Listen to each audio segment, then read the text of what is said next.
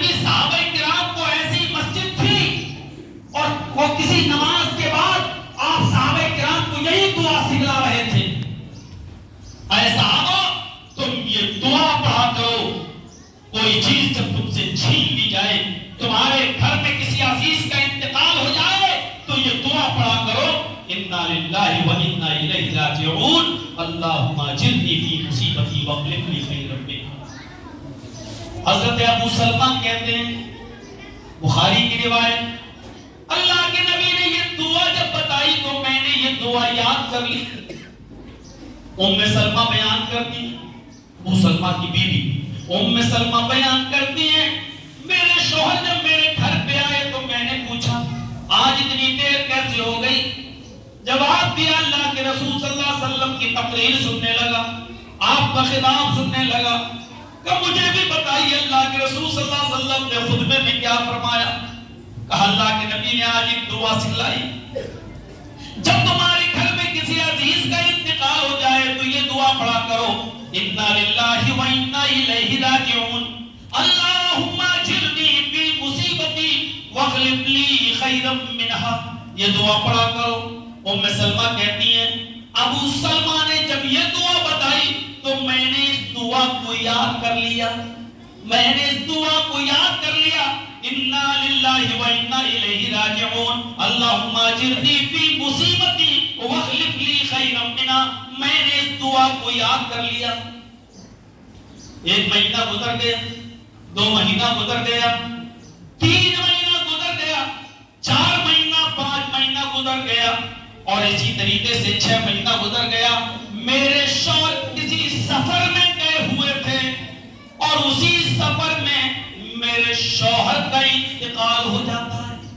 ابو سلمہ انتقال کر جاتے ہیں۔ ام سلمہ کہتی ہیں ایک قاصد آیا، ایک خبر لانے والا خبر لے کر آیا اور اس نے بتایا ام سلمہ فلاں فلاں بستی میں تیرے شوہر ابو سلمہ انتقال فرما گئے، اب تیرے شوہر اس دنیا میں نہیں رہے، ابو سلمہ کا انتقال ہو گیا۔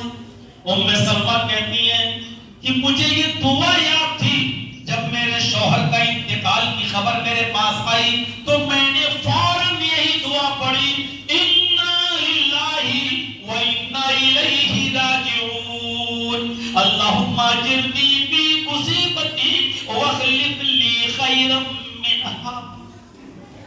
ہم سب اللہ ہی کی طرف سے ہیں اور اللہ ہی کی طرف لوٹ کر جانا ہے۔ اے اللہ میری اس مصیبت کی گھڑی میں مجھے بہترین اجر عطا فرما، اور جو تو نے مجھ سے چھینا ہے تو مجھے اس سے بہتر بدل عطا فرما، جو تو نے مجھ سے چھینا ہے تو مجھے اس سے بہتر بدل عطا فرما، اس سے اچھا بدل ہمیں عطا کر۔ ام سلمہ کہتی ہیں دھیرے دھیرے 1 مہینہ گزر گیا، دھیرے دھیرے 2 مہینے گزر گئے، لیکن میں یہ دعا برابر مانگتی رہی، انا للہ و انا الیہ راجعون، اللہم اجرنی فی مصیبتی واخلف لی خیرا منہا، یہ دعا میں برابر مانگتی رہی اور سوچتی رہی، اے اللہ یہ کیسی دعا ہے، واخلف لی خیرا منہا، مجھے اس سے بہتر چیز عطا فرما جو تو نے مجھ سے چھینی ہے۔ بھلا میرے شوہر ابو سلمہ سے بھی بہتر کوئی ہو سکتا ہے کیا؟ میرے شوہر سے اچھا ابو سلمہ سے بھی اچھا کوئی ہو سکتا ہے؟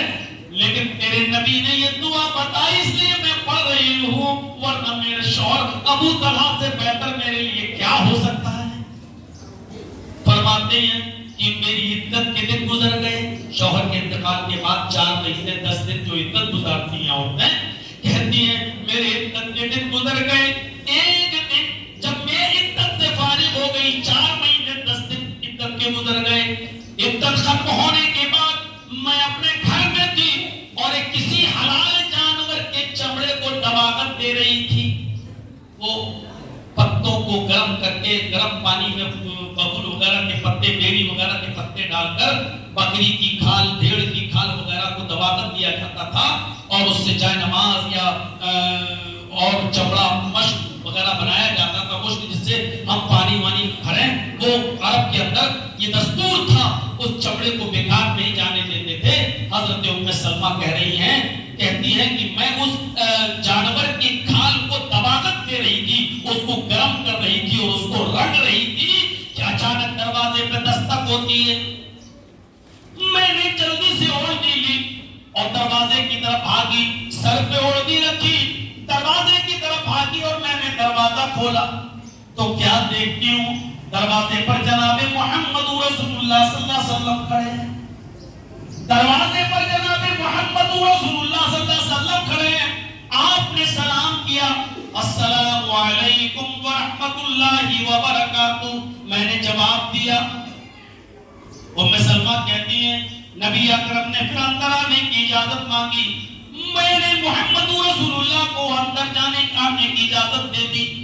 میرے پاس چمڑے کا ایک تکیہ رکھا ہوا تھا، کھجور کے پتوں کی چٹائی تھی، میں نے کھجور کے پتوں کی وہ چٹائی بچھا دی اور جو چمڑا تھا میرے تکیہ تھا، جو تکیہ جس میں کھجور کے پتے ہی بھرے ہوئے تھے، میں نے چمڑے کا وہ تکیہ جس میں کھجور کے پتے بھرے ہوئے تھے، میں نے ٹیک لگانے کے لیے وہ جناب محمد رسول اللہ صلی اللہ علیہ وسلم کو دے دیا۔ نبی اکرم صلی اللہ علیہ وسلم اس تکیے پر ٹیک لگا کر بیٹھ گئے اور تھوڑی دیر بیٹھنے کے بعد نبی اکرم صلی اللہ علیہ وسلم نے مجھے نکاح کا پیغام بھیجا۔ فرمایا ام سلمہ تمہارے شوہر ابو سلمہ کا انتقال ہو چکا ہے،